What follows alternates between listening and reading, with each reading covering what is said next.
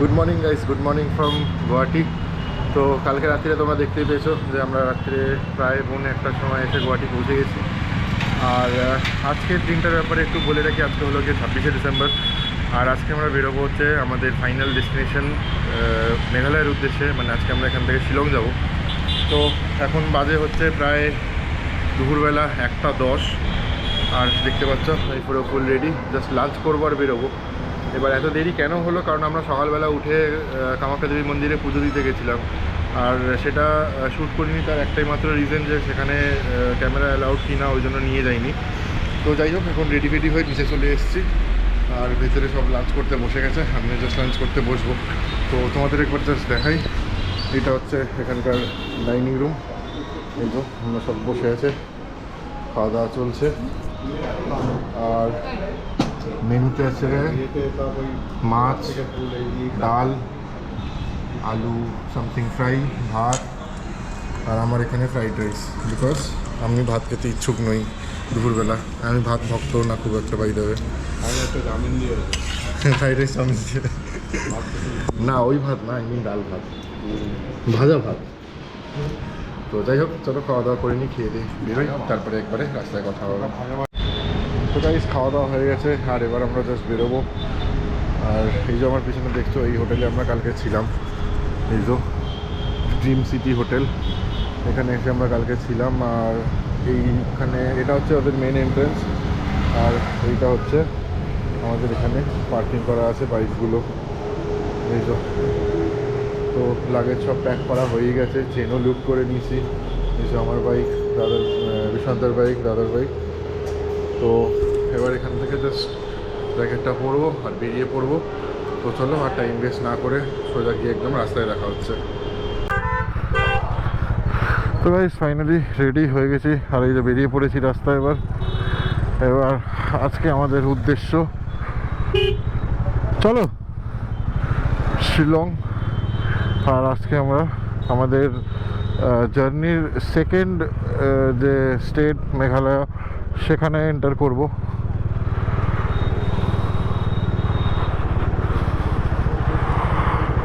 তো এই যে একদম হাইওয়ের উপরেই আমরা ছিলাম এসে কালকে।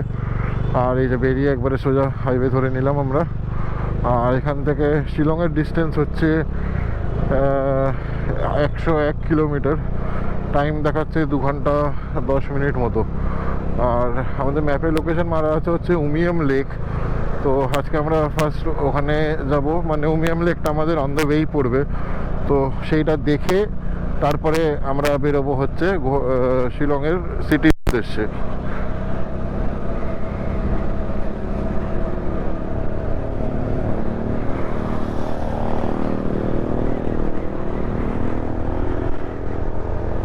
তো ঘড়িতে সময় এখন বলছে হচ্ছে 3:10।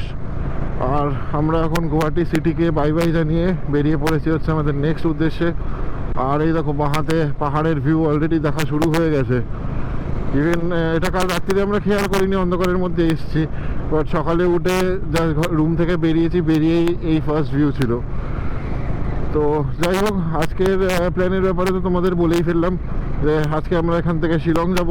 কিন্তু তার আগে শিলং সিটি ঢোকার আগে আমরা এক্সপ্লোর করব হচ্ছে উমিয়াম লেক। তো সেটা অন দ্য ওয়েই পড়বে।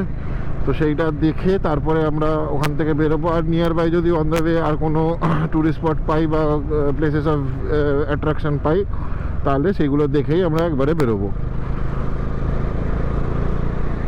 তো কালকে যে হোটেলটায় আমরা ছিলাম, সেই হোটেলটা আমাদের 2000 টাকা করে রুম নিয়েছিল পার রুম।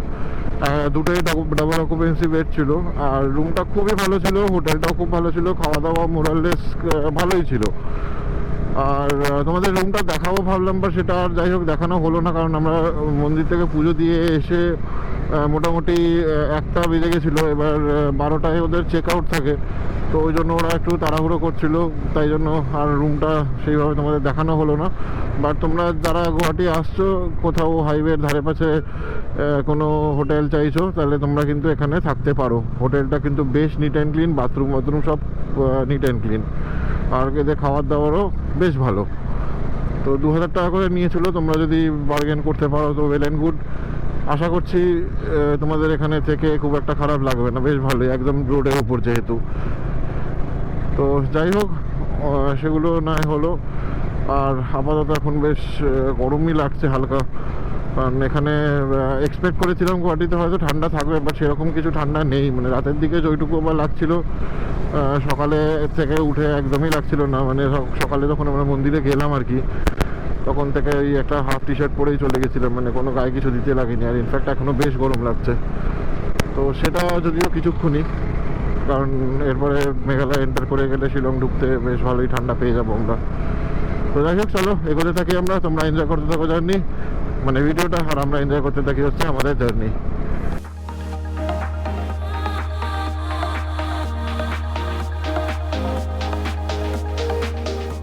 তো গাইস, দেখতে পাচ্ছ পাহাড়ের কাছাকাছি একদম আমরা চলেই এসেছি। আর কিছুক্ষণের মধ্যেই আশা করছি আমরা পাহাড়ে ওঠাও শুরু করব, সেই কার্ভি রোডসগুলোতে, সেগুলো এনজয় করা শুরু করব। এতক্ষণ দূর থেকে দেখছিলাম, আর মোটামুটি হোটেল থেকে বেরিয়ে এখনও পর্যন্ত আমরা অ্যাপ্রক্স 12 কিলোমিটার মতো চলে এসেছি। আর 12 কিলোমিটার এগিয়ে এসে যেন পাহাড়গুলো আরেকটু কাছে চলে এলো। তো এই ভিউগুলোর জন্যেই আসা, আর এইগুলোর জন্যেই এত দিন ধরে ওয়েট করা, প্ল্যানিং করা, আর এত কিছু। তো যাই হোক, এখন একটু ট্রাফিকের মধ্যে রয়েছি, মানে যেহেতু সিটির ভেতর দিয়ে বেরোচ্ছে এই রাস্তাটা। তো যাই হোক, সেটা কোনো ইস্যু না, বাট মুভিং ট্রাফিক। আর আমরা এখন NH27 ধরেই চলছি, কিন্তু এটা কিন্তু এখন আমরা NH27এই রয়েছি, যেটা আমরা ধরেছিলাম হয়তো গতকালকে, আর সেটাই কিন্তু এখনও কন্টিনিউ চলছে।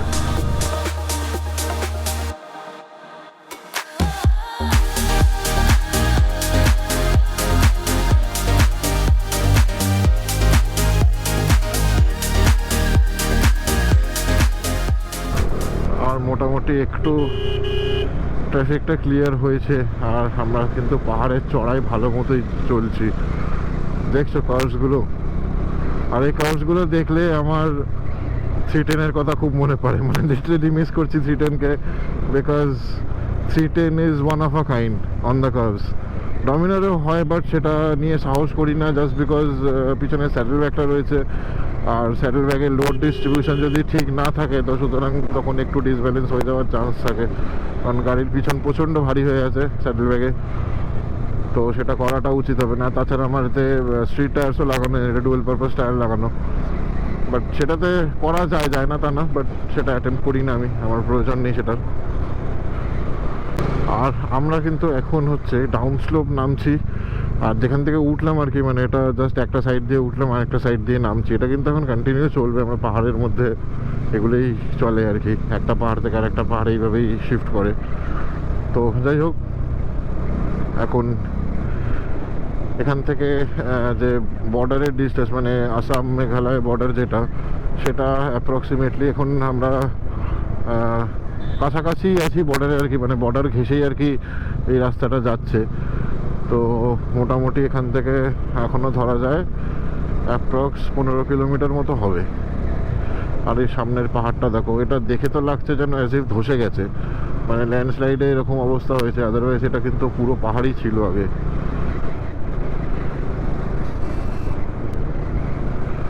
তো এখানে বোর্ড লেখা আছে শিলং,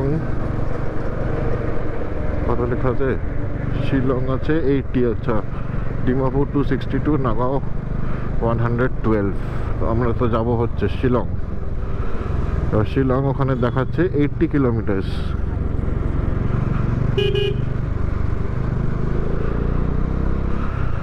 তো এখানে একটা টার্ন আছে, যেটা থেকে আমাদের শিলংয়ের দিকে ঘুরতে হবে। তো সেই জায়গাটাই একটু খেয়াল রাখতে হবে, মানে জাস্ট একটা স্লাইড বেন্ড নিয়ে রাইটে যেতে হবে। এই যে তোমরা যেখান দিয়ে নামলে, এই ব্রিজের তলা দিয়ে হচ্ছে তোমাদের রাইট নিতে হবে। এই ব্রিজটা থেকে এই সোজা চলে যাচ্ছে, আমরা এই নিয়ে নিলাম হচ্ছে রাইট দিয়ে। এখান থেকে আবার আমরা চলে যাব হচ্ছে শিলংয়ের দিকে। ওর দিকে চলে যাচ্ছিলো সব মোস্ট প্রবাবলি ডিমাপুরের দিকে রাস্তাটা।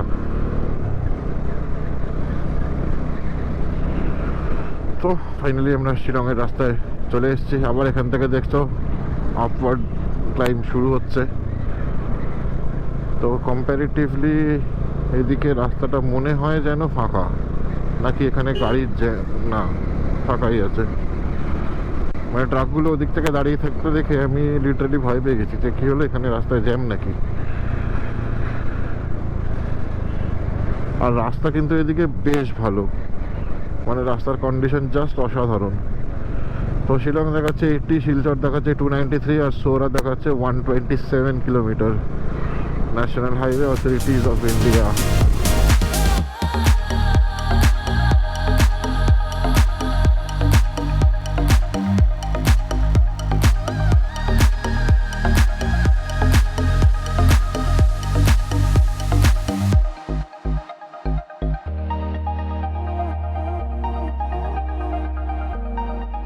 এখন রাস্তার কন্ডিশন আছে কিছুটা এইরকম, আর দূরে দেখতে পাচ্ছ রাস্তাটা কি সুন্দর না আসছে, মানে জাস্ট অ্যামেজিং। মানে এতদিন ধরে লোকের আসাম গুয়াহাটির ভিডিওস দেখতাম, শিলং মানে এই রুটটার আর কি। বেসিক্যালি কেউ হয়তো অরুণাচল যাচ্ছে বা যেখানেই যাচ্ছে, রুট তো মেনলি এটাই।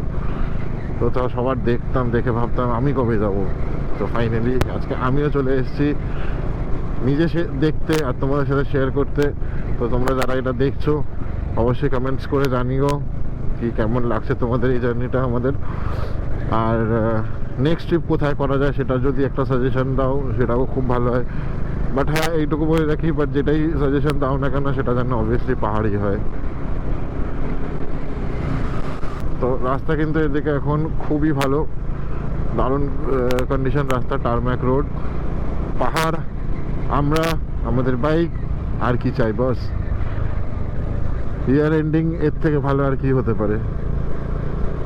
আর কালকে ছিল বেসিক্যালি ক্রিসমাস, গতকালকে। আর কালকে তোমরা দেখেইছো যে কী ঝামেলাটাই না পড়েছিলাম। মানে কালকে যে ক্রিসমাস ছিল সেই জিনিসটার মাথা থেকেই চলে গেছে। মানে কী আর বলবো, যাই হোক, সেটা যেটা হয়ে গেছে সেটা হয়ে গেছে, ওটা নিয়ে ভেবে এখন আর লাভ হবে না। বাট যে বছরটা যে শেষ হতে যাচ্ছে 2024কে আমরা বিদায় জানাবো, আর 4-5টা দিনের মধ্যে তারপরে আবার একটা নতুন বছর আমরা শুরু করব। তো আমরা যে নতুন বছরটা শুরু করব সেটাও কিন্তু আমরা রাইড করেই শুরু করব। মানে সে তখন আমরা এই রাইডের হয়তো লাস্ট ডে থাকবে, সেদিনকে মোস্ট প্রবাবলি আমরা হয়তো বাড়ি ফিরবো, if I am not wrong. তবে সেদিনকে কিন্তু আমরা রাইডই করব।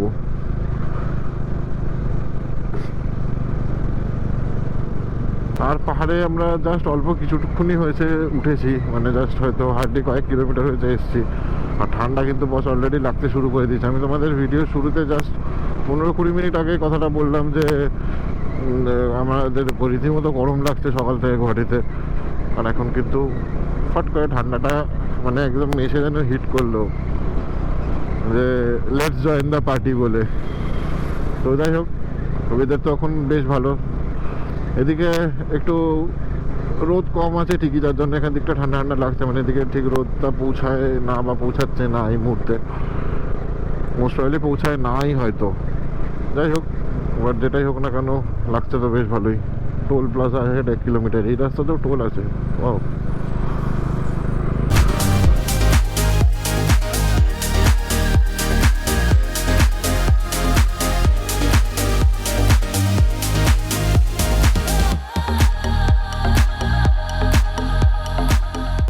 তো যাই হোক, আজকের দিনেরও আমাদের একটা টোল প্লাজা ওয়েট করছিল। তো চলে এসেছি আজকের দিনের আমাদের first toll gate, national highway authority of India. আর তো কিছু লেখা নেই। কোথায় ঢুকছে? ওটা রাস্তা না, এইটা রাস্তা। দেখে দেখো কাণ্ড।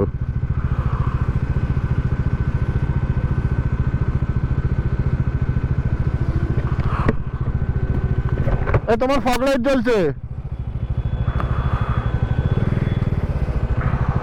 এটা কোনো অফিস হবে বা কিছু হবে, এখানে ঢুকে পড়েছিলাম আমরা। কি হলো?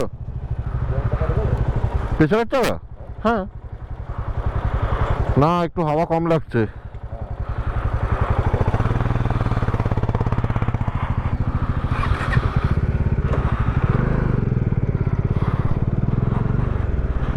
আর হিমালয়ানের পিছনের চাকাটা কাল থেকে একটু ভোগাচ্ছে।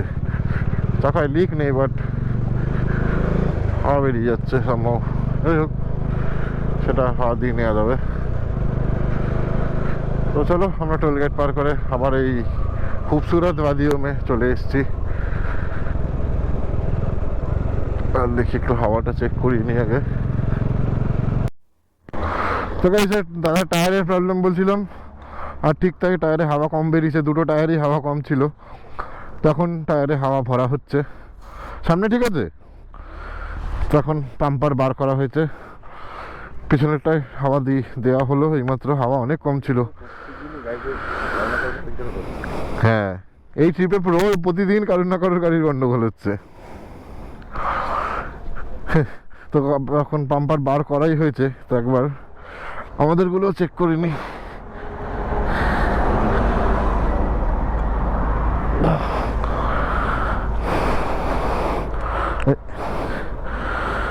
তো ইউজুয়ালি তোমরা সবাই ওয়্যারলেস পাম্প দিয়ে পাম্প দাও। কত আছে 30? তো ঠিক আছে থাক, ঠিক আছে পারফেক্ট, করে দাও। তো আজকে দেখে নাও ম্যানুয়াল পাম্প দিয়ে পাম্প দেওয়া।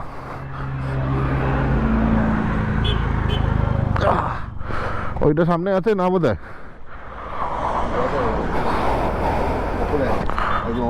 ওপরে আছে তো। হেলমেটটা তোলো একটু।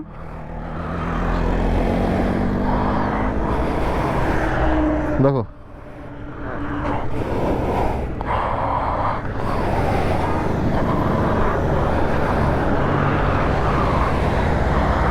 তো এই যো দাদা এখানে আমারটা তো হাওয়া চেক করা হচ্ছে।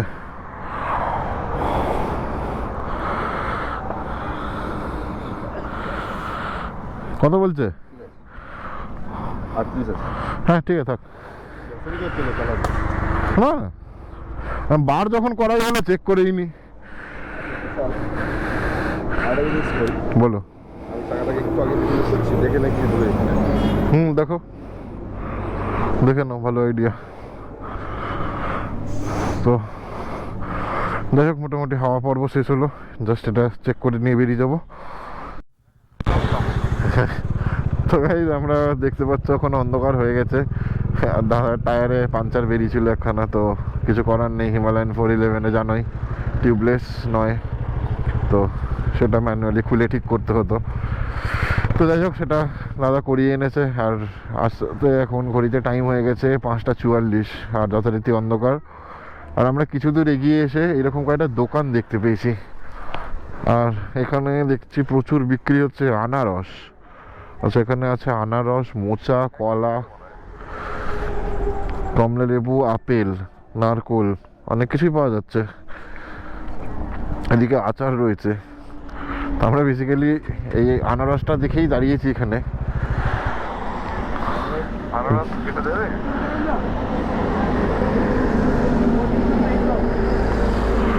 এটা এটা যতদূর সম্ভবত লাউ, কুমড়ো আছে। এইটা কি গো? এইটা না না কুমড়ো না, এই লম্বাগুলো চাল কুমড়ো, কামরাঙা।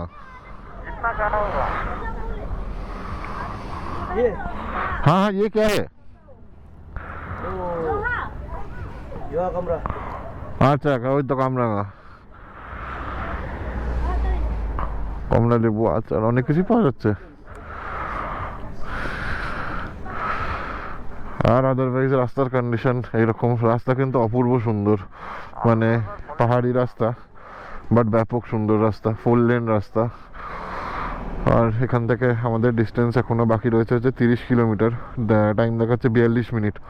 তো এখানে একটু শপিংয়ের জন্য দাঁড়ানো হলো। তো আর এখানে দাম জিজ্ঞেস করে দেখা যাচ্ছে পাইনঅ্যাপেল মানে আনারসের দাম এখানে 3টে 100 টাকা। মানে ক্যান ইউ ইমাজিন? এটা আমাদের ওখানে কিনতে গেলে একটা 100 টাকা করে নিত। যে দেখছো পাইনঅ্যাপেল আমাদের চলে এসছে, এই যে গোটা প্যাকেট কেনা হয়েছে। এখন আমরা দাঁড়িয়ে এখানে আনারস খাবো, খেয়ে তারপর বেরোবো। আর এই যে দাদার দোকান থেকে এখানে কেনা হয়েছে, এই যে দাদা এই দোকান থেকে আমরা নিয়েছি। হেভি মিষ্টি, হেভি মিষ্টি, খেয়ে নাও। আরে হেলমেট খোলো, বৌদি হেলমেট খুলতে চায় না। তাহলে কাজ করো, হেলমেটটা কেটে দিয়ে একটু মডিউলার। তো গাইস ফাইনালি আমরা আবার ওই ফলের দোকান থেকে বেরিয়ে আমাদের জার্নি শুরু করে দিলাম হচ্ছে শিলংয়ের উদ্দেশ্যে। আর এখন ঘড়িতে টাইম হয়ে গেছে হচ্ছে 6:32। তো আর এই দিকের এই রাস্তাটা মানে যতটাই ভালো, রাস্তার কন্ডিশন হয়তো ভালো, কিন্তু রাস্তাটা খুবই অন্ধকার। তো সুতরাং এখানে খুব বেশি হয়তো ভিডিও করে আমার লাভ হবে না, মানে কিছু সেরকম দেখাতে হয়তো আমি পারবো না। বাট যাই হোক, যতটা পারবো চেষ্টা করব দেখানোর তোমাদেরকে, তোমাদের সাথে শেয়ার করার এই জার্নিটা। আর তাছাড়া হচ্ছে এখান থেকে শিলংয়ের ডিস্টেন্স এখনও রয়ে গেছে হচ্ছে মোটামুটি 35 থেকে 40 কিলোমিটার মতো এখনও জার্নি রয়ে গেছে আমাদের।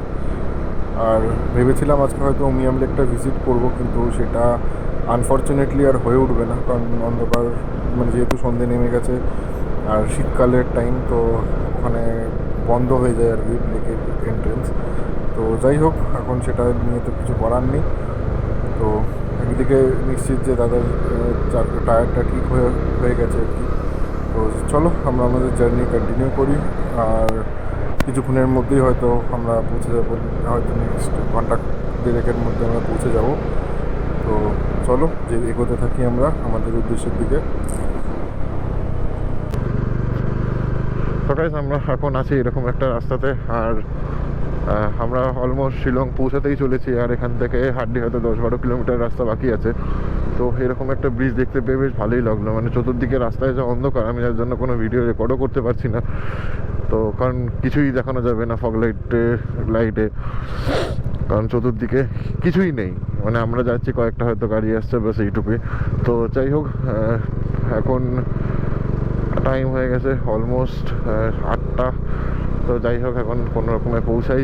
ঠান্ডা তো বেশ লাগছে, আর উইন্টার গ্লাভসটা আমি ব্যাগে ঢুকিয়ে ফেলেছি ভুলবশত। তো যাই হোক, পৌঁছে তারপরে শিলং সিটি এন্টার করে তোমাদেরকে দেখাচ্ছি শিলং সিটির ভিউ।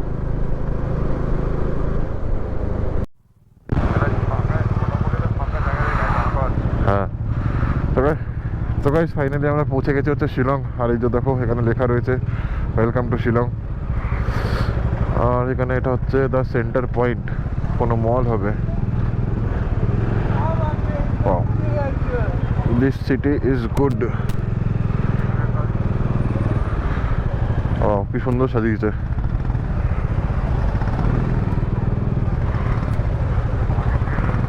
আর শিলং সিটির জ্যামের ব্যাপারে তো সবাই খুব ভালো করেই জানে, আর আমরাও সেখানে এসে আনফর্চুনেটলি ফেসেছি।